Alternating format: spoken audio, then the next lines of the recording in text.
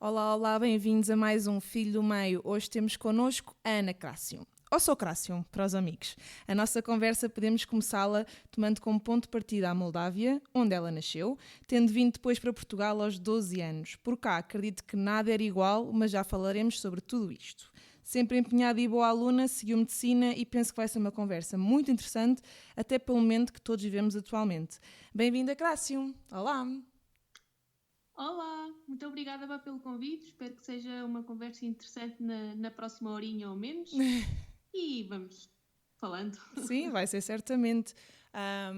Acho que podemos começar a nossa conversa por te conhecer um bocadinho e por ver como é que foi a tua adaptação chegada a Portugal, porque tu vieste muito pequenina, se bem que já com uma idade que te lembras e que já compreendes e já é difícil sair do nosso país, já há amigos, já há uma escola, já há algum tempo para sentir essa falta. E como é que foi essa notícia, como é que foi vir para um país diferente?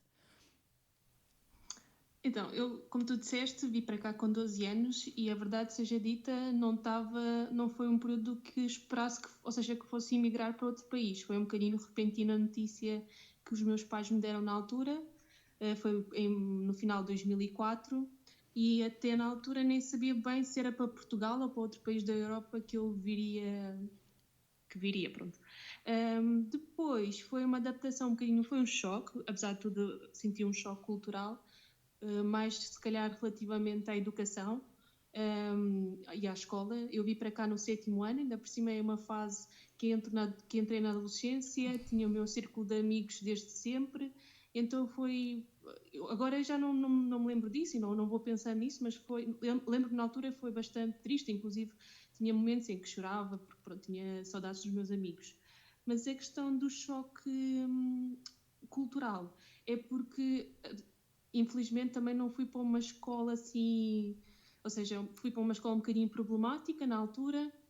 Lembro-me bem, os meus colegas até não tinham respeito pelos professores, o que para mim ficava incrédula, porque na Moldávia nós víamos o professor quase como um segundo pai ou mãe. E mesmo nós temos um evento que todos os anos, quando começa o período letivo, o ano letivo, nós inclusive vamos de preto e branco, levamos flores aos professores em tom de agradecimento e respeito. Que E queridos! então quando vi para cá a verem os colegas a falarem alto, a mandarem vir com o professor, inclusive até assisti a ameaças, foi um choque, para confessar. E depois, para além disso, o tal bullying no início, o 7º ano, aquela fase em que os colegas gostam de gozar com tudo mais alguma coisa, e fui alvo de bullying porque não sabia o português. Eles perguntavam se queria coisas um bocadinho perversas e eu não sabia. E foi assim, um bocadinho chato no início. E conseguiste aprender a língua com facilidade, com rapidez? Como é que foi aprender uma língua nova? O E português é fácil de aprender? é assim, o moldavo tem a língua oficial e é romeno, e o romeno é de latim. E eu acho que também o que me ajudou um bocadinho foi o facto de eu papar as novelas todas espanholas quando estava na Moldávia, gostava muito de ver as novelas, e aprendi um bocadinho o espanhol. Então, quando cheguei cá, senti um bocadinho o vosso sotaque claramente diferente. Era o por todo lado, Sim. e no início não apanhava nada. Mas tive, graças a Deus, também uma professora excelente de português, que ela todas as tardes juntava-se com as pessoas que eram estrangeiros e não sabiam falar português, ou seja, as minhas tardes todas eram passadas na biblioteca com ela, a fazer exercícios, gramática, e acho que em 2 meses comecei já a conseguir manter conversas, consegui tirar até relativamente boas notas a português, e pronto, gradualmente também gostava de ler, comecei a ler livros em português e fui evoluindo a pouco e pouco. Também nessa altura acho que o nosso cérebro é um bocadinho mais plástico e também se adapta um bocadinho com É mais verdade. facilidade, não é? Entretanto, É, sim, senhora. conhecemos-nos, vieste para a escola onde eu Exato. estava, que não era essa primeira, vá lá que trocaste. Uhum. Conhecemos-nos, fizemos então o básico, a Crácio teve comigo ali do 8º ao 9º, penso eu, foi só ali esses 2 Uhum. aninhos. E depois seguiste ciências. Como é que foi essa escolha? Porquê é que escolheste ciências?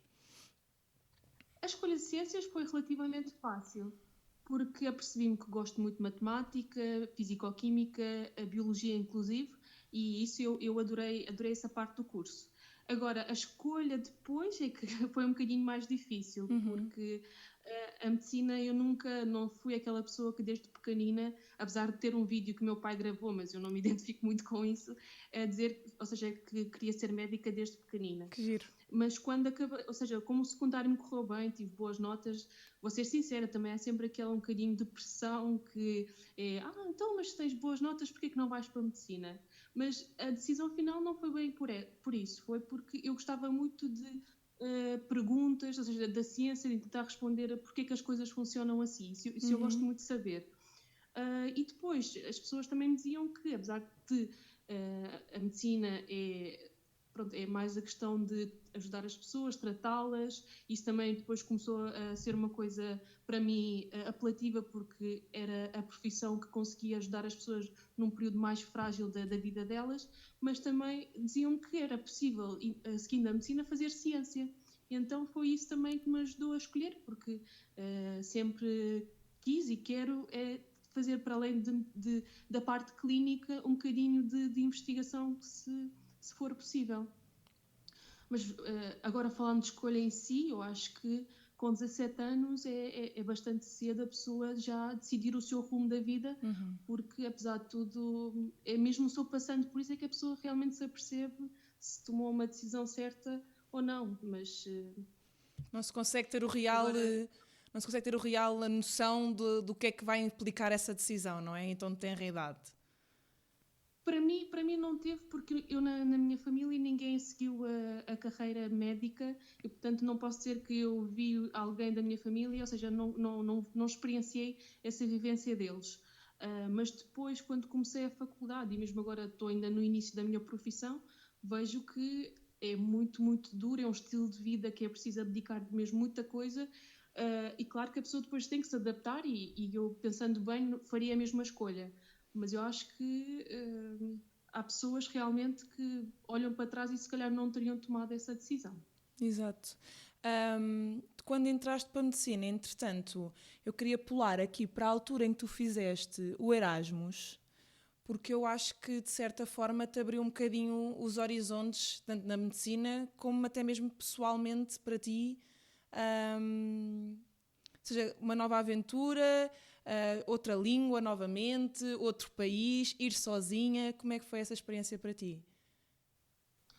Ok, eu fiz Erasmus no 5º ano da faculdade, o curso de medicina são 6 anos, e eu de facto, para mim, foi uma lufada de ar fresco, porque tinha já passado por um período bastante difícil na minha vida, tanto profissional e pessoal, e então na altura, para mim Erasmus foi ou seja, foi a melhor experiência, porque eu não estava bem à espera de conseguir ir para algum lado fazer Erasmus, porque isso implica também alguns gastos por parte da família, mas só para chamar a atenção de pessoas que, por exemplo, eu fui para Paris e consegui, com a ajuda do governo, e a ajuda do governo tanto português como francês, e inclusive lá os estudantes são remunerados, os que estão no 5º ano, consegui, ou seja, foi possível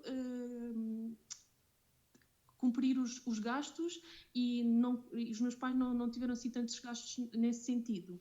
Mas foi incrível, porque lá está, foi a língua, ok, é um bocadinho, a pessoa tem que aprender outra língua, mas o francês, lá está, também acho que foi relativamente linear, porque já sabia o português, um bocadinho de espanhol, o romeno também tem algumas semelhanças, e consegui depois, no início, claro que foi mais difícil, mas depois consegui fazer amigos, inclusive a parte clínica nos hospitais também foi incrível, eles são muito bons e têm imenso, explicam bem as coisas. E depois foi a parte, não é? Paris, cultural, a experiência de viver sozinha, de conhecer outra família pequena durante esses 9 meses. Eu aconselho realmente mesmo a toda a gente, é incrível. Em termos de prática da medicina entre cá e Paris, que foi onde estiveste, é muito diferente? Tipo nos hospitais, o sistema de... o sistema, mesmo a organização dos hospitais, a maneira como eles atendem, é diferente cá? Relativamente, eles são, lá está, como eu digo, são muito bons, eles também têm um sistema nacional público, e eu acho que mesmo os alunos e os assistentes, eles realmente percebem muito da questão. Para mim foi incrível, porque eu na altura, ou seja, o meu curso todo, eu também não delimitei bem uma especialidade que eu queria seguir. Gostava da medicina em geral e fui muito acarinhando a medicina interna. E o que eu adorei em Paris foi que eles têm a especialidade de urgências, têm a especialidade de geriatria, e então pessoas que realmente depois seguem a medicina fazem mesmo aqueles casos de Dr. House, que investigam o doente, porque será uma coisa autoimune, será uma coisa infecciosa, será uma coisa oncológica. Cool. E eu estive lá 3 meses com um dos melhores também, que é considerado bastante, é reconhecido em Paris, e adorei aprender com ele. Aqui em Portugal, a medicina interna, lá está, nós não temos estas especialidades todas tão bem delimitadas, então a medicina interna acaba por fazer também urgência, há muita população geriátrica que também é depois seguida pela medicina interna, e é um bocadinho diferente. E isso depois teve implicações na minha escolha para a especialidade. Então, ok, o Erasmus foi ótimo. O curso, gostava de perceber também um bocadinho como é que foi o curso, porque temos, isto é a noção que eu tenho aqui de quem vê de fora, que é um curso enorme, nunca mais acaba. Vocês estudam para sempre, tipo, sempre que eu falava contigo tinhas imensas coisas para estudar e há sempre mais e mais, tinhas que saber manuais inteiros e tudo mais. Explica-nos um bocadinho, imagina que está aqui um miúdo a ouvir-nos e que está, se calhar estou a pensar em ir para a medicina, como é que é a experiência do curso? Eu sei que ele é um bocadinho rico, ou seja, não é uma estrutura só de aulas, tem a parte prática, tem a parte de estágios. Como é que é um bocadinho a estrutura do curso e como é que foi para ti viver tudo isso, essas fases todas e adaptar-te a essas fases todas? Então, disseste muito bem, quem segue depois a carreira de médico tem que estudar para a vida toda, porque são 6 anos do curso, portanto, mestrado integrado em medicina. Depois temos um ano de internato geral, que é antes da escolha, mas que é obrigatória para nós depois ganharmos a nossa autonomia, que chama-se agora formação geral, somos internos de formação geral agora, e depois, consoante é a especialidade, portanto, depois que entre 4 a 6 anos. No total dá 6 mais 1 mais 4 a 6, no total quase de 12 a 13 anos para ter a pessoa ser especialista. Okay. Pois o curso em si, inicialmente na faculdade, nos primeiros 2 anos ou quase 1 ano e meio, é mais só cadeiras na faculdade, começamos com as anatomias, bioquímicas e tudo mais, e depois começamos assim de forma a progredir para um bocadinho da introdução à prática clínica, começamos a ter algum contacto com os hospitais, com os centros de saúde, começamos a aprender depois também as bases como é que funciona bem o organismo, e depois começamos a aprender também como é que funciona mal e a farmacologia e tudo mais. E os últimos anos é muito estágios, portanto tentamos passar por várias especialidades, tentamos depois o último ano, no 6º ano, é mesmo só já estágios clínicos para mais, por exemplo, de medicina interna e cirurgia geral e de medicina geral e familiar, entre outras, ou seja, depois acaba por ser muito mais clínico. Agora, quais são as fases mais difíceis ao longo de todos estes períodos que eu estou a falar? É no início, é um choque grande entre o ensino secundário, em que a pessoa até pode ser um bocadinho esperta, não precisa estudar assim tanto, e depois acaba por até ter boas notas e safa-se, ou seja, e tem uma boa média.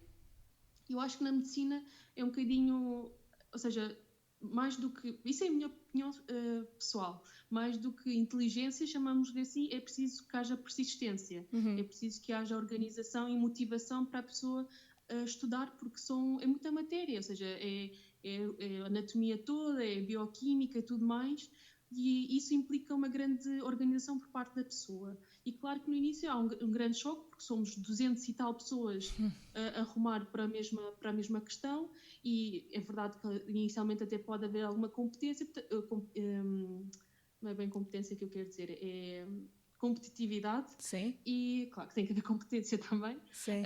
E então a pessoa tem que tem que estar bem focada naquilo que quer, porque isto tudo depois acaba por influenciar, e temos que manter-nos relativamente bem, estás a perceber?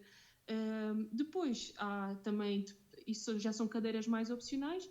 Eu inclusive tive a parte da anatomia, que chamamos de anatomia regional, que é aquela questão de exploração anatómica de corpos, portanto pessoas que doam os seus corpos à ciência, que ficam bem conservados, e depois fazemos também essa parte, vemos a anatomia ao vivo, chamamos assim. Que horror. E também um bocadinho um choque, tenho colegas meus, inclusive eu se calhar tive alturas em que aquilo se calhar foi um bocadinho demasiado para mim, mas é mesmo assim, é uma fase de adaptação, e também vamos nos conhecendo para ver até onde é que somos capazes, não é, de ir. Inclusive também me lembro da primeira cirurgia que assisti ao coração, também foi uma coisa incrível, e e no início acho que também deve ter ficado um bocadinho mal disposta, não sei, mas realmente é tudo uma experiência que vamos vendo e vamos ficando fascinados com a medicina e com o corpo humano. Eu acho que é preciso ter algum sangue frio. Eu lembro-me, isto foi para aí no 8º ano, que uma vez tivemos numa aula de ciências tipo um coração para nós abrirmos, lembras? O corpo. Uhum. E eu lembro-me, eu acho que estava contigo ou estava no mesmo grupo que tu, não sei, e eu toquei naquilo e aquilo fez-me essa confusão e tu já metias os dedos dentro das artérias e estava ali super à vontade e eu tipo, que nojo. Por isso eu acho que se visse tipo um morto à minha frente e ali a abrir e a cortar e corta e costura, eu tipo, não é para mim. Por isso eu acho que sempre te vi e acho que isso é uma qualidade que se tem que ter, que é ser um bocadinho mais racional do que emocional no trabalho. E acho que isso que tu consegues ser, não é dizer mais fria, mas consegues ser mais focada e mais objetiva. E isso eu acho que é importante e fundamental nessa profissão e nessa atividade. Não, eu concordo contigo. Eu acho que o que eu, por exemplo, senti que aprendi foi isso. Eu fui muito racional para o curso, mas depois, com toda a experiência com os doentes nos estágios, aprendi a ter um bocadinho mais da parte da competência humana e realmente ver o sofrimento que a pessoa está. Ou seja, a pensar o que é que seria se algum familiar meu estivesse no lugar dessa pessoa. E de facto e aí que a empatia entra depois, tem um papel essencial e mais às vezes do que propriamente a própria medicina e o próprio tratamento, é mesmo uma palavra de conforto, é um olhar, é um riso, é uma pausa, e isso também a pessoa vai aprendendo, não é? Porque no início é tudo, oh, meu Deus, como é que eu vou fazer? Será que consigo? Sim, tem que ser os dois pesos na balança, não é? De forma equilibrada para um não influenciar o outro. O que é que eu te ia perguntar a seguir? Então, e ao longo dessas várias fases do curso,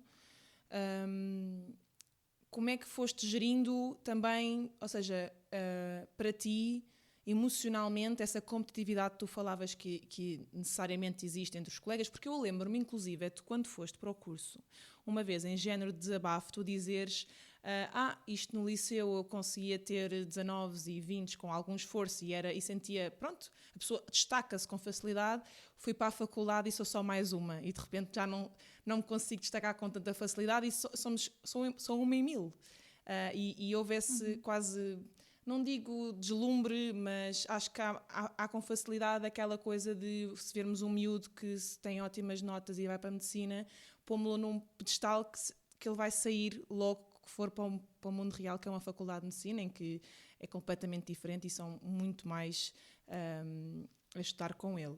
Mas voltando aqui à questão, que é isso mesmo, que é como é que tu foste gerindo emocionalmente nas várias fases do curso essa pressão constante, essa necessidade de estudar imenso e às vezes em pouco tempo, e as provas e os testes e os exames, como é que isso tudo se gera? É assim, o que eu senti foi, e isso acho que é tal também o deslumbre da pessoa se vai conhecendo e se vai valorizando e vendo o que é mais importante para ela. O que eu senti é que nos primeiros anos, de facto, a pessoa vem do secundário com o espírito de, ok, vou dar o meu melhor, quero ser boa, quero ter boas notas, e foca-se muito nisso, nessa questão das notas, na questão de estudar e ter bons resultados nos testes, tudo mais. O que eu senti é que ao longo do curso, mas isso eu estou a falar sempre de mim, não é? Depois cada pessoa tem os seus valores e os seus objetivos e a forma como estuda e tudo mais. Mas o que eu senti é que no final do curso continuava a dar o meu melhor, mas apesar de tudo eu focava-me de certa forma em aprender realmente, em saber aplicar essas coisas para um dia para o doente, ou seja, para tentar dar o melhor nesse sentido. E não me focava propriamente nas notas. E foi isso que aconteceu, ou seja, se eu realmente senti que estudei e aprendi as coisas, mas se calhar isso depois refletiu-se numa nota que não é assim tão brilhante, por mim estava tudo bem, porque não é isso que depois que ditava eu ser melhor ou pior médica. Mas, inclusive agora também, porque isto depois, não é? A pessoa está no internato e é a mesma coisa, independentemente depois sei que das notas nos estágios que vou ter ou dos trabalhos e tudo mais que vou tendo, desde que eu me sinta bem com o meu consciente que dei o meu melhor, por mim eu estou bem, ou seja, não preciso que isso se reflita nas melhores notas da minha vida. Agora, mas para além disso, e isso acho que é preciso mesmo muita maturidade que eu senti que não tive nos primeiros anos da faculdade, que é a questão de saber lidar com coisas que têm que ser feitas para ontem. Depois a pessoa pensa, mas deixa ver mais coisas para além do curso, o que é que eu posso fazer? E foi aí que eu também tentei integrar na parte do associativismo, fazer parte da associação de estudantes, tentei também, no mesmo ano, que acho que lá está, depois a pessoa não conhece os seus limites, tentei também fazer parte da comissão organizadora de um congresso, do nosso congresso de medicina. Depois disso tudo, ou seja, contando a minha história, acabou por ser demasiado para mim. Achava que podia ser uma boa namorada, uma boa aluna, conseguia dar conta do recado de todas estas tarefas extracurriculares, mas depois chegou um dia em que basicamente estava sempre a mil, e chegou um dia em que já não conseguia ser produtiva, de facto estava sempre ansiosa, não conseguia ser produtiva, e isso para mim depois foi sendo um ciclo vicioso, ou seja, não me estou a identificar, não sei quem eu sou, porque é que eu estou assim, fico ainda pior, ou seja, a pessoa fica mais triste e acaba por ser um ciclo vicioso de não conseguir sair daquele furacão, chamemos-lhe assim. E depois, pronto, foi preciso um bocadinho de ajuda, foi preciso eu voltar a reiniciar-me, e isso lá está, coincidiu com a altura de Erasmus, que foi muito bom para mim. Dando um passo para a frente e 2 para trás, consegui aprender os meus limites, e se calhar hoje em dia isso também me ajuda a perceber, ok, será que isto é demasiado para mim? Será que eu consigo lidar com isto? Porque de facto a pessoa achando que consegue dar o máximo e consegue fazer tudo, para mim eu acho que isso é um bocadinho utópico, porque nós todos temos os nossos limites, não é? Mas o que é que tu sentias realmente? Só para também se perceber um bocadinho, que se alguém tiver em dificuldades, perceber que está em dificuldades ou que está a chegar ao seu limite. O que é que tu sentias? Ok. Ou seja, é mesmo um bocadinho diferente, não é? Aquele cansaço que a pessoa descansa um bocadinho e dorme e fica melhor no dia seguinte. O que eu senti estava constantemente preocupada, inclusive para quem está na medicina isso dá um bocadinho vontade de rir, mas estava sempre preocupada com os meus sintomas, com as minhas queixas, sentia sempre o coração a palpitar, achava realmente que tinha uma doença grave porque estava sempre com dores de cabeça, estava sempre com as mãos a suar, inclusive um dia até tive um ataque de pânico em que achava que de repente ia desmaiar ou o meu coração ia sair fora da caixa, e foi mesmo uma sensação de morte iminente. Isso é quando uma pessoa experiencia um ataque de pânico. E de choro fácil, não sei. Estavas um bocadinho à flor da pele. Um bocadinho tudo negro à volta dela. Yeah. E foi aí que eu realmente... E depois as pessoas diziam, não, isto deve ser um cansaço, tenta descansar, tenta não pensar nisso. Mas claro que isto não é bem assim que funciona. No meu caso foi mesmo preciso um bocadinho de ajuda profissional, foi preciso eu também ler mais sobre isso para perceber porque que isto acontece, e a pouco e pouco lá consegui depois reiniciar Sim, que é engraçado que tu podias facilmente identificar os sintomas e quase curar-te, mas chega aqui uma altura em que há limites para nós próprios, ou seja, precisamos de ajudas externas, e foi isso que na altura tu começaste a perceber, porque ficaste um bocadinho paranoica, tipo, de repente tinhas tanta coisa que pensavas que tinhas várias doenças em conjunto. Coitada, que horror. Exatamente. E inclusive da parte da faculdade, eles foram, pelo menos na faculdade onde eu estava, eram bastante acessíveis, e inclusive têm um grupo de, ou seja, eles disponibilizam um psicólogo, psiquiatra para os alunos de medicina, e foi lá que eu apelei e tive apoio mesmo de uma psicóloga, foi incrível. Foi possível conhecer-me até um bocadinho melhor porque é que isto estava a acontecer, se calhar até poder ser um resultado de tudo o que estava a acontecer comigo, ou seja, tanto consequências da minha infância, do meu passado, se calhar até da parte da imigração, de ser sempre exigente comigo mesma durante esse período todo. E isso foi bom, porque a pessoa acaba, como eu digo, acaba por se conhecer melhor e depois também ajuda a ganhar ferramentas. Exato. E desde então conseguiste mais ou menos ir dominando essas fases de mais ansiedade? Foste conseguindo, aprendeste nessa fase e foi-te ajudando ao longo do curso? Sim, eu até posso dizer, há um livro que eu li e que me ajudou, apesar de lá está, eu não acredito muito nessas coisas, mas na altura aquilo resultou comigo e portanto depois eu no final até posso-vos dizer qual é que foi, e percebi mais também que a questão de exercício físico para mim faz imensa diferença. Por exemplo, eu preciso mesmo às vezes de fazer corridas a alta velocidade, ou seja, sentir o meu coração ali nas suas frequências máximas para tentar libertar toda esta energia acumulada dentro de mim. E a questão depois também é a estabilidade. Ou seja, eu sinto que há sempre uma conjugação entre pessoal e profissional que depois tem grande impacto em nós. Se a pessoa está estável do ponto de vista pessoal, consegue dar muito mais do ponto de vista profissional. O mesmo, ou seja, é um bocadinho um balanço interior aqui que faz toda a diferença. E eu vejo isso agora também. E é fixe nós tomarmos consciência disso para conseguir, ou seja, procurar esse equilíbrio constantemente. Eu acho que há muita gente, e isso é uma coisa que nós deparamos com isso todos os dias, em que há esse desequilíbrio, ou seja, tem alguma coisa má em casa ou no trabalho, depois andam um bocadinho a explodir em todas as áreas da vida e são um bocadinho o próprio veneno na própria vida, e depois há um ciclo vicioso que, como está tudo a correr mal, eles continuam a ser os próprios inimigos, e aquilo é uma bola de neve de energia negativa. Por isso acho bem haver quase essa consciencialização para depois, em consciência, nós sermos um bocadinho donos do nosso dia, não é? Sim, porque, por exemplo, só uma questão também era, por exemplo, quando eu tive que estudar um ano para o exame de acesso à especialidade, que no meu ano ainda era o Harrison, eu senti que, por exemplo, eu tinha que... Portanto, aquilo é uma maratona, não é? É um ano, não é uma semana que eu vou decorar os 5 livros que era preciso saber para o exame. E eu sentia que preferia, se calhar, ir correr todos os dias 1 hora, por exemplo, o meu rendimento era muito melhor e eu sentia muito mais calma do que, por exemplo, tinha colegas meus que preferiam não sair de casa de todo, tentar forçar a força, ou seja, estudar a força toda, independentemente se aquilo resultava ou não, porque achavam que sair da secretária era um bocadinho um desperdício de tempo. Mas é isso, para mim fazia sentido investir um bocadinho em mim durante umas horas para depois conseguir dar mais para o estudo. Claro. E para ti é o desporto, há outras pessoas que é a meditação, há outras que é uma aula de yoga, cada um tem as suas ferramentas. Disseste que era 1 ano exclusivo a estudar para esse exame?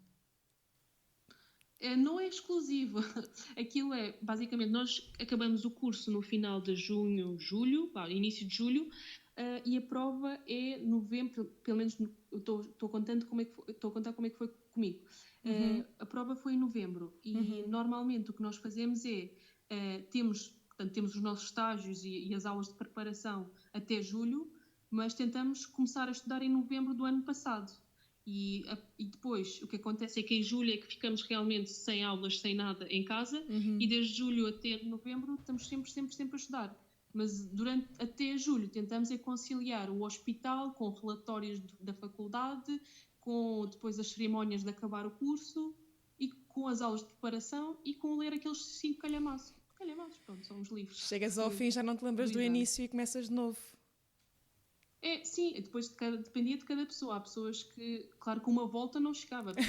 Para nós decorarmos os pormenores todos, havia quem chegasse às 5, 6 voltas, 7 voltas, 8 voltas. Isso depois dependia de cada pessoa. E como é que se automotivam em tantos meses?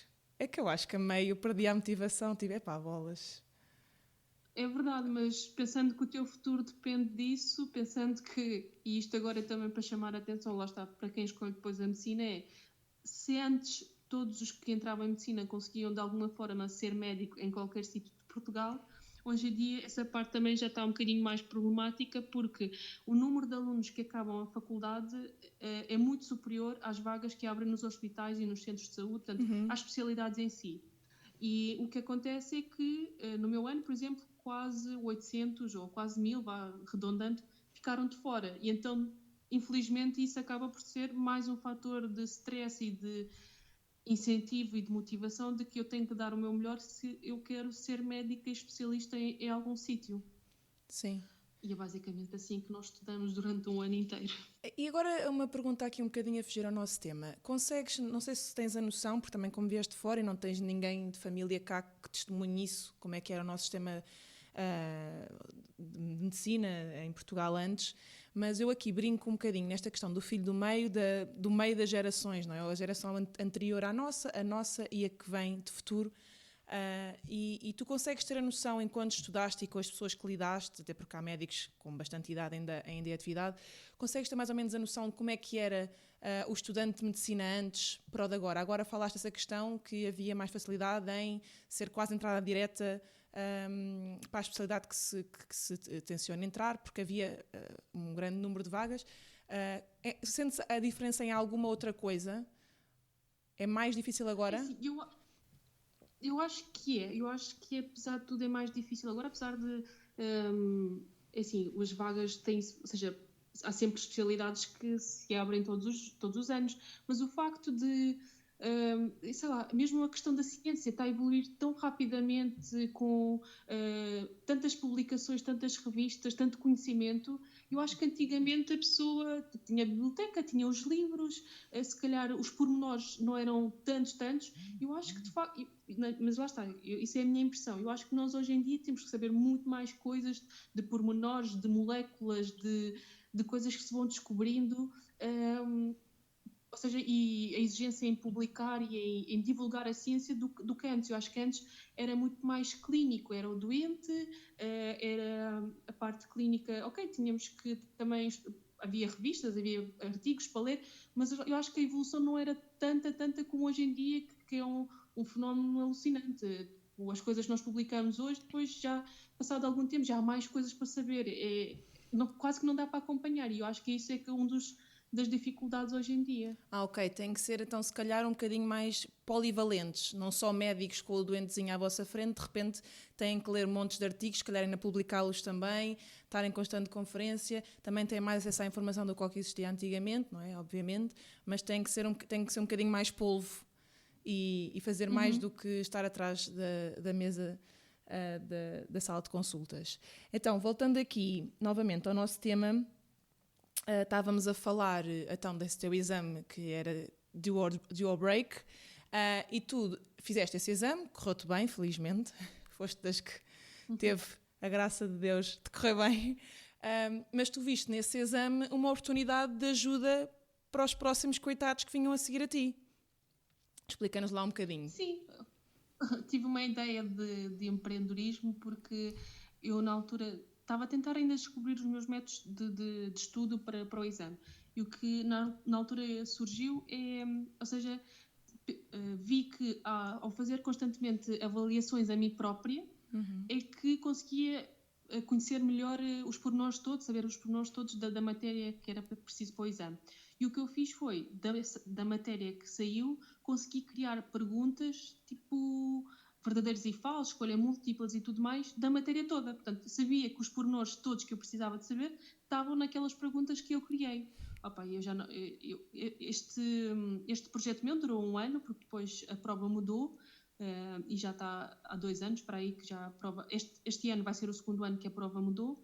E na altura eu criei, já nem sei, muitas perguntas. E lá está, surgiu uma altura de empreendedorismo, porque o nosso ano de formação geral é um bocadinho mais calmo. Lá está, aquela exigência de publicar, tudo mais, ainda não está a acontecer porque ainda não estamos na nossa especialidade. E foi a altura ótima porque permitiu-me... comecei a pesquisar no Google como é que se cria um site, como é que vamos fazer esse site, como é que, lá está, depois a forma de conseguir colocar essas perguntas todas no site, que isso também depois... Ou seja, tentei optar pela parte um bocadinho de empreendedora e adorei a experiência, porque lá está, tive alguns... porque aquilo depois também era pago, e então consegui, com a questão de investir e depois com a recompensa, achei imensa piada aquilo. Claro que depois, lá está, a prova mudou e aquilo depois não serviu mais para nada, mas... Sim, serviu pela experiência. Foi giro, só para se perceber, a Crassium criou um site assim meio interativo em que havia uma pergunta, ou seja, tu tinhas várias áreas do exame, não é? Podias mais ou menos escolher a temática. Os 5 livros. Sim, e tinhas as perguntas que ela criou e tinhas as respostas, verdadeiro ou falso, ou com resposta múltipla, e depois eles iam clicando e iam vendo se tinham descoberto ou não. Isto havia uma espécie de subscrição mensal, não é? Para continuar a ter esse serviço. E até foi giro, porque tu na altura, tipo no Facebook, fazias tipo concursos de dar X tempo gratuito, ou assim uma espécie de... Não era assim uma coisa meio divertida. e foste quase na altura, a tua própria, eras aluna e professora, não é? Ias testando, ias criando as perguntas, ias testando a ver se já conseguias e depois criaste isso para os outros que vieram e que até na altura eu lembro-me que até tiveste bastante gente interessada e por acaso foi pena depois do exame ter mudado e isso ter impossibilitado o site de funcionar e também de tu te adaptares, porque entretanto também a tua vida também começou a mudar e já não conseguias também estar ali a acompanhar aquele projeto da mesma maneira. Por isso eu achei isso muito giro, porque, olha, por um lado não aprendeste com aquele ano que te meteste em montes de coisas, porque logo que tiveste um tempinho livre, meteste nisso, por isso estás sempre a inventar coisas para te entreteres, quando tens 1000 coisas para te entreteres entretanto, mas pronto. Entretanto, para a especialidade médica, como é que foi a escolha da especialidade? É que há N opções, como é que foi esse processo de tu escolhes a tua? Então, nós depois do exame temos um resultado e o resultado vai nos permitir ter uma posição a nível nacional que nos vai permitir escolher a vaga que queremos, tanto nos centros de saúde, nos hospitais, portanto, a especialidade que queremos. E na altura, para mim também foi uma... Lá está, depois isso continua a ser um bocadinho difícil, há pessoas que realmente já sabem o que é que querem e é uma escolha fácil se tiverem a nota depois que lhes permite isso. No meu caso foi também um bocadinho difícil, porque eu pensei sempre na medicina interna, mas depois fui-me apercebendo de outras questões, também a questão de, para mim, por exemplo, a medicina interna é um mundo e eu queria realmente focar numa coisa, em perceber bem das doenças de uma certa área. E para além disso não sabia bem se gostava de técnicas ou não, porque depois cada especialidade tem as suas diferentes vertentes, não é? E eu também não sabia se gostava de técnicas ou não, até que depois de muita procura e passar por várias especialidades, que isso também consegui no ano de formação geral, experimentei também a gastroenterologia e vi que realmente é uma especialidade bastante interessante, porque apesar de tudo ainda tem vários órgãos, não é só o coração, não é só o pulmão, e para além disso tem uma parte de técnicas que é muito, muito, muito interessante e pronto, foi isso que me fez escolher a especialidade e fico mesmo muito contente de ter conseguido e lá está. É engraçado. E agora estou no segundo ano e ainda não estou bem na gastro, porque isso depois a gastro, ou como outras especialidades, tem um ano mais de formação, outra vez de geral, digamos assim, 9 meses mais de medicina interna e 3 meses de medicina intensiva, e depois os outros 4 anos é que depois é mesmo gastro, enfermaria, consultas, técnicas, tudo. O que é que te interessa na gastro? O que é que tu gostavas de fazer? Ainda estou muito no início, ou seja, eu gosto de tudo e isso acho que também já é um bom começo, mas vou-me apercebendo que gosto muito do órgão do fígado. Acho o fígado um órgão extremamente interessante, mas depois também acho doença inflamatória intestinal também acho interessante. Lá está, como estou no começo, acho tudo giro e isso é bom, porque é uma criança logo se verá numa loja de brinquedos. Exatamente. Não, é que vocês estão a ouvi-la, mas eu estou a vê-la e a falar disto, é tipo o brilho nos olhos, tipo, de repente há um mundo inteiro para descobrir e eu posso fazer isto, e há um fígado, e há um coração, e há um intestino. Que eu acho que gastro, quando se pensa em gastro, só se pensa, um bocadinho de forma ignorante, pensa-se logo no intestino, e o intestino não é nada fixe, porque é feio, é mal cheiroso, é sujo, é sempre aquela coisa... Sim, Diz. Sim, eles associam-nos com uma especialidade do cocó, não é? Isso é verdade, mas eu acho que é preciso ir para essa especialidade e ainda não ter repugnância do cocó. Eu acho o cocó imensa piada, portanto lá está, acho que também estou bem nisso. E depois é isso, comecei também a aprender endoscopia, colonoscopia, e é preciso, é giro.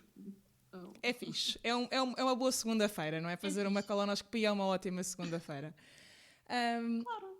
Então, e nesta altura, encontras-te em que fase agora? Então, esta fase é a melhor que podia haver. Não, eu estou agora a ser um bocadinho irónica a desanuviar aqui o ambiente, porque estou na fase em que eu fiz 4 meses comecei a fazer os 4 meses, ou seja, fiz 9 meses de medicina interna e depois fui um bocadinho para a gastro e só depois é que decidi concluir o ciclo, que isso é possível, fazendo o estágio de medicina intensiva. E onde é que estava na Cracem quando estava a fazer o estágio de medicina intensiva? É quando surgiu o coronavírus. Okay. E pronto, estou agora nos cuidados intensivos a ver doentes com Covid-19, chamamos-lhe assim, Foi um período, lá está, estamos a entrar já na questão que querias se calhar também abordar. Foi um período bastante complicado, especialmente inicialmente, porque é uma incógnita foi uma incógnita para a Europa, mas para nós foi um bocadinho pior porque nós estávamos a ter como comparação a Itália e a Espanha, que é só terrível, não é? As taxas de infecção e de mortalidade e de doentes que infelizmente faleceram é muito preocupante. E então nós, em Portugal, quando estávamos quando eu estava na medicina intensiva, ainda agora estou, estávamos um bocadinho com receio, não sabíamos como é que ia ser. Eu, inclusive, acho que nem sequer pensei duas vezes, tentei logo optar pela questão do alojamento para profissionais de saúde e durante um mês decidi afastar-me da minha família, foi logo afastar-me pelo menos dos meus pais e assim, porque são pessoas com mais idade e têm mais risco. Mas mesmo em relação ao meu namorado, sabia que sabe-se lá onde é que vai a roleta russa, não é? Digamos assim, ou seja, sabe-se lá se isto não pode atingir também pessoas um bocadinho mais novas. Então decidi afastar-me e durante um mês estive em alojamento para profissionais de saúde. Só que depois fui vendo as condições de segurança que nós temos no hospital. Nós temos, apesar de tudo, não há falta, no hospital onde eu estou, não há falta de equipamento de segurança e mesmo fui vendo os casos da família. Portanto, não houve também notícias de que os familiares dos enfermeiros e dos médicos que estavam no nosso hospital que ficassem infectados, nem nós, acho que ninguém da equipa, nem dos enfermeiros, nem dos médicos ficámos infectados e, portanto, achei que isto no futuro não vai, ou seja, não vai piorar, até pode piorar, mas que não ia ser, não ia agravar e que decidi depois voltar para casa, para o meu namorado e para o meu cãozinho, que já tinha muitas saudades. Exato. E então já estamos numa fase agora em que realmente estamos estáveis, não houve tantos doentes como em Espanha e em Itália, ou seja, nunca os cuidados intensivos nunca ficaram cheios ao ponto de não conseguirmos receber mais doentes ou ter que decidir aquelas decisões que se falavam entre a vida de um ou do outro, mas agora vamos ver no futuro, porque se isto voltar lentamente a abrir tudo, eu acho que pode haver uma segunda vaga de ou seja, de novos casos, porque a cura infelizmente não está para breve, não há vacina, não há tratamento eficaz e o distanciamento social infelizmente, eu acabo por ver agora, cada vez está para ser menos cumprido. Sim. E então é um bocadinho preocupante nesse sentido.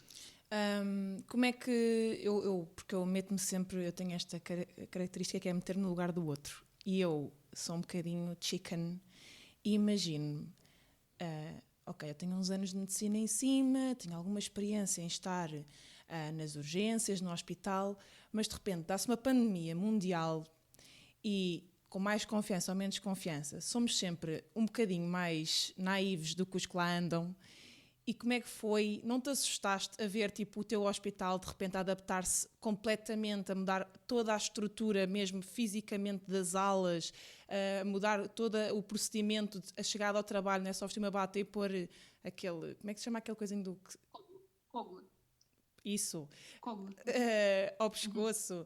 De repente são 300 batas, 2 máscaras, viseiras, saquinhos para os pés, luvas...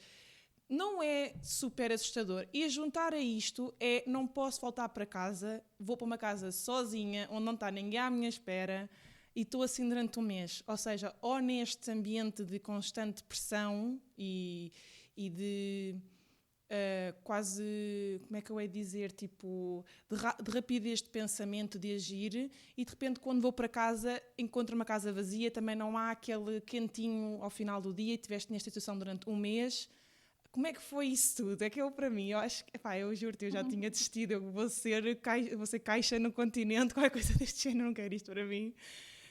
Se bem que é nobre. Já tivemos esses pensamentos, eu está por me rir, porque eu lembro-me que imensos colegas, nós temos sempre às vezes este desabafo, que é, se eu soubesse o que sei hoje, realmente eu teria pensado 2 vezes antes de ir para a medicina. Eu acho que, de certa forma, há uma parte de verdade nisso, mas por outro, é assim, se a pessoa habitua-se a esta vida, depois acaba por, lá está, acham que, para mim a recompensa acaba por ser muito maior depois pelo todo o esforço que temos. Mas, voltando então a esta questão, lá está, eu acho que, mas isso, lá está, falo sempre de mim, para mim foi, eu acho que pelo que passei, consegui meter-me um bocadinho naquela forma que é, eu não vou pensar, não vou interiorizar tudo o que está a acontecer à minha volta para não interpretar e começar a overthinking, outra vez a pensar demasiado e voltar a entrar naquele ciclo vicioso que sei que me deixa incapacitado. Eu vou, mas o que foi é manter-me um bocadinho em modo automático, um dia de cada vez. Se via que a coisa não estava a correr bem, lá está, ia correr muito. Tentava focar-me, tentava sempre ter uma rotina com trabalhos que sabia que me faltavam, aulas para dar online, tive que dar aulas, tive que criar ou seja, criar as aulas. Ou seja, tentei de certa forma não ter muito tempo livre, infelizmente, para não ficar aí a pensar na vida e no porquê que está a acontecer e não estou com as pessoas que gostam ao meu lado para me dar apoio. Ou seja, tentei de tudo para não pensar nisso e depois acabou por ajudar, porque a pessoa acorda, vai correr, tem que fazer as aulas, tem que fazer os trabalhos, não sei o quê, e consegui não pensar. Mas claro que tive momentos difíceis e via que pensava duas vezes, mas sabia que o que eu pensei é que estamos todos no mesmo barco também, ou seja, não é uma coisa que está-me a acontecer só a mim, que não consigo dar a volta, é um período que vai ter o seu fim, mais tarde ou mais cedo, temporário, todos estamos a passar pelas mesmas dificuldades. Há várias pessoas que se tiveram que afastar da família, inclusive tenho colegas meus da minha idade que têm filhos relativamente pequenos que tiveram que deixar com os avós porque sabiam que, ou seja, os avós é que eram um fator de risco e se os filhos ficassem com eles depois era mais complicado.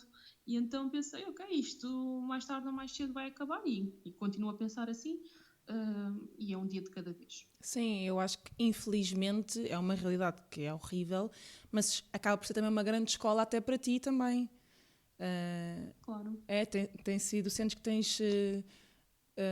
O que eu sinto é um bocadinho, eu estou nos intensivos, tento ao máximo aprender esta patologia que é um desafio para todos os especialistas de todos os países. Portanto, nós agora, inclusive, há várias conferências online em que cada país vai partilhando a sua experiência sobre o que é que acham que vale a pena tratar estes doentes, o que é que não achamos, porque de facto, infelizmente, é um vírus que para os cuidados intensivos é muito, muito complicado. Os doentes ficam ventilados, que é aquele tubo, não é? Na traqueia durante 2 semanas, alguns não conseguem melhorar. Temos lá no nosso hospital doentes que já estão há 1 mês e 40 dias com o tubo ventilados. É muito desgastante e se a pessoa realmente pensar nestes doentes é muito triste. Mas, e lá está, o que eu sinto no meu caso é, eu escolhi gastro, mas nesta fase eu sou uma pessoa que está a tentar ao máximo aprender uma patologia para tentar oferecer o melhor que posso aos doentes que estão lá no serviço e para já um bocadinho a gastro fica de lado, fica esquecida, porque estamos a ver uma pandemia em que temos que tentar oferecer o que conseguimos aos doentes. Não é? Sim, é a prioridade agora. A teu ver, da tua perspectiva, sentes que Portugal está a reagir bem, está a responder bem? Ou seja, em relação à sociedade? Não, mesmo no hospital tem tudo o que é preciso, sentes que está tudo a funcionar bem? Sim, isso, ou seja, como não há tratamento que digamos que é cura, nós também vamos experimentar diferentes fármacos que vamos vendo se resulta ou não, ou diferentes metodologias de ventilar essa pessoa para ver se algumas coisas resultam melhor que outras. Mas agora em termos de, lá está, equipamento temos, ventiladores temos, para já diria que com a base, com a evidência que temos até agora, estamos a tentar dar o melhor aos doentes. Boa. Isso estamos a conseguir. E agora? Agora em relação à sociedade, Diz. É que é um bocadinho... a pessoa já começa a ver mais circulação de carros, já começa a ver pessoal mais na rua, já vejo famílias nos parques sentadas no relvado, famílias todas em conjunto a brincar. Assusta. Lá está. E assusta porque eu acho que o próprio governo já deve querer deixar isto um bocadinho a evoluir por si próprio, porque mesmo se lembro-me antes da Páscoa havia polícias com os holofotes a dizerem por favor recuam, ou seja, vão todos para casa que estamos de quarentena. Já não vejo tanto polícia quase a lado nenhum a fazer isso, e se antes haviam, eles paravam, se nós tínhamos que ter um impresso, um documento a dizer que estamos a trabalhar e que vamos do hospital para casa da casa para o trabalho, agora também já não, acho que os meus colegas me dizem que também já não há tantas operações dos polícias. Sim, a tendência vai ser começar a normalizar um bocadinho, se bem que eu acho que o mais sensato era haver alguma normalização, mas com muito método de precaução, que eu acho que ainda essa parte vai ser, o educar o povo é que vai ser aqui um bocadinho o nosso calcanhar daqueles, mas pronto, vamos pensar que vai correr tudo bem. Entretanto, tu disseste uma coisa que eu fiquei curiosa um bocadinho atrás desta fase toda do corona, que é, tu estavas a dizer que estás a dar aulas, ou uma cadeira, ou o que é, não é? Estás a ter uma componente de professora, de senhora professora. Isso interessa-me porque eu acho engraçado na questão de estudante de medicina, que é o que estavas a dizer, que há várias coisas para fazer, mas é giro ver que um estudante de medicina não tem o mesmo currículo ou o mesmo percurso que o outro. Enquanto eu, imagina, estudei fotografia, o meu colega ao lado, da minha carteira ao lado, estudou fotografia, estudámos ambos fotografia e depois a partir daí cada um seguiu a sua vida. Vocês, enquanto estudantes, vão fazendo várias escolhas que vos vai dando um percurso completamente diferente. E tu falaste que estavas nas questões de conferências e tudo mais. Essa questão das aulas, como é que isso surge? A questão das aulas, primeiro só para chamar, lá está a falar de quem acaba o curso de medicina, era isso que também havia até conferências sobre essa questão, que é a pessoa não tem que ser necessariamente médica, ou seja, dado que há muitas pessoas que ficam de fora e tentavam mesmo a questão de, por exemplo, da pessoa fazer doutoramento, investigação de doutoramento em algum laboratório ou alguma tese de doutoramento da faculdade, a questão de poder ir para a indústria farmacêutica, por exemplo, de emigrar também e ser médico noutro país. Ou seja, eu acho que não é o fim do mundo se a pessoa depois acaba por não conseguir uma vaga na especialidade que quer. Acho que é um curso que permite muita saída para além de ser médico, e inclusive até aquelas consultadorias tipo McKinsey ou Deloitte, que às vezes inclusive vão buscar pessoal de medicina. Portanto, eu acho que há mais saída para além disso. Em relação às aulas, foi logo... Eu sempre gostei de explicar, mas não, eu acho que para mim no início até pode ter sido um bocadinho complicado de dar aulas, porque eu acho que também é uma questão que se vai aprender e é preciso a pessoa ter à vontade em falar em público, certo, de saber explicar bem a matéria para as pessoas. Portanto, eu acho que também é uma coisa que se vai aprendendo.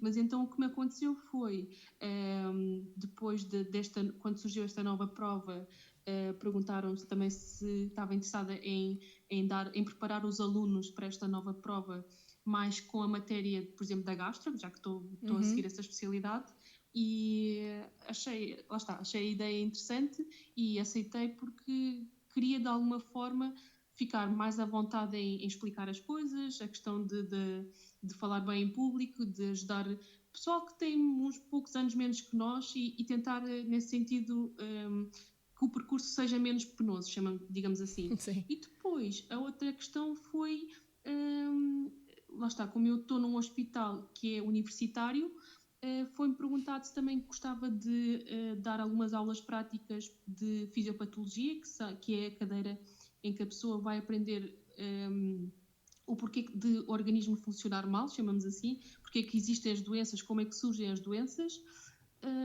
E foi isso que eu também, como gosto imenso, aceitei em dar algumas aulas para os alunos de nutrição, que também têm uma cadeira de fisiopatologia, e achei que, lá está, que também iria aprender mais, porque uma pessoa quando tem que preparar as aulas também aprende muito, que seria também uma mais-valia para os meus doentes, e também tentar explicar e tentar que os alunos tenham à vontade em falar comigo, em tirar todas as dúvidas, porque antigamente aqui era o tal professor doutor que dava aula, e continua a haver, não é? Mas que dava aula e as pessoas sentiam-se um bocadinho acanhadas em perguntar as dúvidas, achavam que se calhar é uma pergunta parva, se calhar não vale a pena, mas é isso que tento incutir, não há perguntas parvas e, portanto, quanto mais dúvidas tirar é porque a pessoa percebe mais da matéria e então...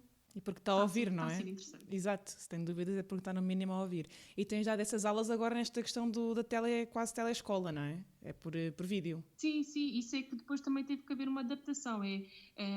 Tanto dei umas aulas que os alunos estão todos em casa, àquela hora estamos todos online e basicamente é um PowerPoint dado por uma videoconferência, e eles também, se quiserem, podem tirar dúvidas, como também eu tive uma outra opção, que é a questão de eu gravo a aula numa plataforma e depois eles, quando quiserem, vão assistir à aula, e se tiverem dúvidas, inclusive, ou mandam um e-mail ou perguntam diretamente na plataforma, e eu acho que acabou por resultar. Ok, então, e agora, claro que isto é uma pergunta um bocadinho vaga, mas o que é que tu te vês a fazer assim num futuro? Gostavas de dar aulas? Gostavas de estar em parte de consulta? Gostavas de estar a fazer os exames? Gostavas de estar a fazer tudo ao mesmo tempo? Abrir uma clínica? O que é que tu queres fazer? Ficar cá? Ir para fora? O que é que tu ambicionavas? Com tudo ou seja, com todas as experiências que tive até agora, o que eu aprendi foi não sei o que é que... espero ser gastroenterologista, porque lá está, são 5 anos e espero um dia ser gastroenterologista. Mas agora, onde é que eu vou estar, o que é que eu vou fazer, isso para mim também é um bocadinho uma incógnita. Eu só sei que, consoante as oportunidades que me vão surgindo, eu vou dizendo sim ou não. Às vezes tem mesmo que ser sim, porque somos um bocadinho, não digo obrigados, mas convém dizer sim, para dizer a verdade. Ou seja, eu vejo-me tanto fora como cá, vejo-me tanto continuar no hospital a fazer consultas técnicas, dar aulas, tentar publicar artigos, mas não sei, imagina que chega um dia, acho que é demasiado para mim outra vez e que não consigo acompanhar este ritmo. Se tiver que a pessoa abrandar o ritmo, ou não sei. Não quero rotular-me já como alguém que vai ser isto ou aquilo, porque as coisas podem não correr como nós queremos e depois acaba por ser muito mais difícil a adaptação. Inclusive mesmo, por exemplo, com esta pandemia, e se eu, se a pessoa realmente tivesse focada só numa coisa, acho que depois acaba por sofrer muito mais, porque tem que se adaptar a uma pandemia, tem que estar em isolamento, é muito mais complicado. Portanto, olha, é o que for, sei que lá está, é aquela questão de estou a tentar dar o meu melhor e nisso eu estou tranquila e depois logo se verá. Então, o facto de teres o teu futuro tão em aberto, isso dá-te, entusiasma-te ou assusta-te? As duas coisas, quer dizer, acho que me entusiasma mais do que assusta, porque imagina, por exemplo, eu sabia que, sei lá, agora falando assim de outra coisa, é a questão pessoal, a conciliar a parte pessoal com o profissional, que é tão exigente, porque a pessoa não sabe se vai estar no aniversário da mãe, ou não sabe se vai estar no Natal, ou na passagem de ano. Mas, por exemplo, eu quando entrei na especialidade sempre pensei, não quero, portanto só quero pensar na minha parte pessoal só depois do internato, mas nunca se sabe, ou seja, agora eu acho que a pessoa também vai ganhando mais maturidade, já acabamos a especialidade com 30 e poucos anos, ou acabamos, portanto é uma mistura de decisões e de vamos pensando o que é que, ou seja, o que é que queremos, o que é que não queremos, inclusive a parte pessoal, será que vale a pena esperar isso? É tudo... É uma montanha russa de decisões e de sentimentos que a pessoa se calhar não vale... É como se sentir mais confortável. E eu de facto agora sinto que, ou seja, não é tão rotular, não é? Vou só esperar, vou só fazer o que se vê. Não sei. É fácil se quiseres começar a pensar em constituir uma família, porque se acabar já com 28, 29, 30, já é uma idade que é normal já teres ou quereres começar a ter essa estrutura familiar um bocadinho mais alargada. É fácil fazer isso enquanto se estuda? Como é que isso é feito pelos teus colegas? Se é que conhece algum caso desse género, como é que vocês fazem? É assim, eu vejo vários casos, ou seja, vejo tanto o pessoal esperar até o final do internato e só depois é que a questão por exemplo, ter filhos e especialmente a parte de ter filhos. Tenho colegas meus que inclusive já têm, eu acho que tem a ver com prioridade, já têm, por exemplo, tem bebê, e eu acho que deve ser um bocadinho no início, pelo menos essa parte de, não é, o bebê precisa da pessoa, da mãe, numa fase inicial.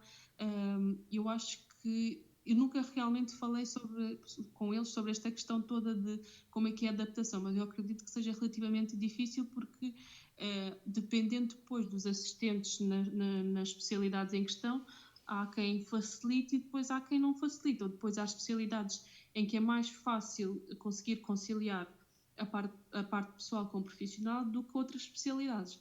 E então acho que é um bocadinho pessoal depois esta decisão. Mas é possível, ou seja, eu vejo colegas meus e inclusive assistentes que conseguiram ter filhos durante o internato. Eu acho que depende de como é que a pessoa é, lá está, acho que implica ainda muito maior organização.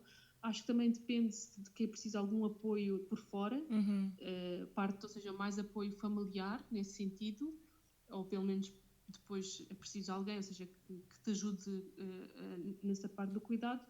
E depois é preciso perceber a questão da exigência que a especialidade ou não, porque imagina, sei lá, eu agora se calhar falo um bocadinho da minha opinião pessoal, especialidades muito exigentes tipo neurocirurgia ou cirurgia cardiotorácica, em que a pessoa tem que fazer muita prática, em que precisa de fazer muitas cirurgias, estar um bocadinho de fora, ou seja, porque imagina, às vezes as cirurgias às tantas da noite, não sei, acredito que seja um bocadinho mais difícil, esta parte de conciliar as duas coisas. Agora, talvez, pensando, por exemplo, medicina geral e familiar, talvez seja um bocadinho mais fácil Pois, também depende aí, não é? ter filhos. É assim, lá está, assim. são coisas que nós aos 17 anos não pensamos. São estas pequenas coisas. Exatamente. Eu acho que era bom cada miúdo, conforme vai tendo a ideia do que é que quer fazer, ir à escola alguém dessa especialidade, ou eles próprios irem ao encontro de alguém dessa área e perceber realmente o que é que são as coisas. Eu acho que isto é uma falha do nosso sistema de educação. E eu quero colmatar um bocadinho isso com este projeto. Eu acho que vou levar estas conversas ao liceu, porque eu acho mesmo importante. E eu, entretanto, já estamos aqui a estender-nos um bocadinho no nosso tempo. Eu fui-me entusiasmando com as perguntas, mas acho mesmo que é um tema que fala-se pouco e conhece-se pouco, porque começa-se um curso miúda e acaba-se já completamente mulher feita e, no entretanto, há tudo o resto que vai acontecendo e que ninguém pensa como é que é feito. E é um tema que eu acho que era importante também termos aqui connosco, porque Concordo. não é? Acho que sim. Então, para acabar, diz-nos lá o que é que nos trouxeste em termos de livros e de músicas e de filmes. O que é que uma médica em Lisboa, em pleno Covid, anda a ler, a ver, a ouvir? Conta-nos lá. Não, agora tocaste na minha ferida grande, que é, infelizmente, eu não sou a pessoa que consegue ter vida para além da medicina. E a minha parte cultural, infelizmente, é um bocadinho, vou ser sincera, é um bocado pobre. Por isso, mas o que eu vou dizer talvez ajude alguma pessoa ou não, portanto foi aquilo que eu vos disse quando o livro que eu li na altura em que não estava assim tão bem e para mim ajudou-me porque lá está, permitiu-me ter mecanismos de coping, foi o livro portanto, que eu li que me ajudou a combater a ansiedade. O livro chama-se Dare, é um livro em inglês, chama-se The New Way to End Anxiety and Stop Panic Attacks, que é de um irlandês, chama-se o autor, o Barry McDonough. Dare, portanto, se a pessoa procurar, encontra. A questão da música, tudo a ver com o meu Erasmus e com as minhas corridas em Paris e com os sentimentos que isso invoca, é a música do Ian Tiersen. Continue de Notre Été, para mim é que me acalma a alma e é que foi a música inclusive que eu ouvi antes de ir para a prova, para o exame de especialidade, e que me ajudou a ter a minha paz. E acho que é só isso. Não tenho muito mais para vos dizer, infelizmente, mas espero que seja alguma ajuda para alguém que esteja a precisar. Sim, eu acho que pode ser. Nunca causa espaço conhecermos coisas novas. Epá, e estava a imaginar agora tu a correres em Paris, de baguete debaixo do braço, e fez-se uma imagem. Ao som de Ian Tiersen. Sim. Acho que deve ter sido. Eu não fiz Erasmus, é uma coisa que acho que tinha gostado imenso, se bem que eu, naquela idade, acho que não me ia safar muito bem, porque eu sou muito medrosa. Acho que agora se calhar com a minha idade já conseguia melhor. Mas acho que essa é uma experiência mesmo muito fixe. E olha, entretanto, a falar de experiências boas, esta foi uma conversa ótima. Eu continuava, já estamos aqui com 1 hora e tal, e continuava porque não só em relação a este tema que nos preocupa hoje, mas em relação ao resto, acho que a tua profissão tem tanto de difícil como de interessante e podíamos continuar aqui a falar sobre as várias questões inerentes a ser médico e à realidade do que é ser médico. Olha, Crácio, obrigada. Obrigada por este bocadinho. Desculpa então esta hora que se demorou. Não, foi ótimo. Eu espero que vocês tenham aguentado até ao fim também. Convido-vos a ouvir o próximo. Subscrevam e gostem se quiserem estar sempre em cima do que é que vai acontecendo. Vai saindo sempre em todos os sábados, sempre com um filho diferente. Obrigada e até ao próximo. Tchau, tchau. Obrigada, um beijinho. Tchau, tchau.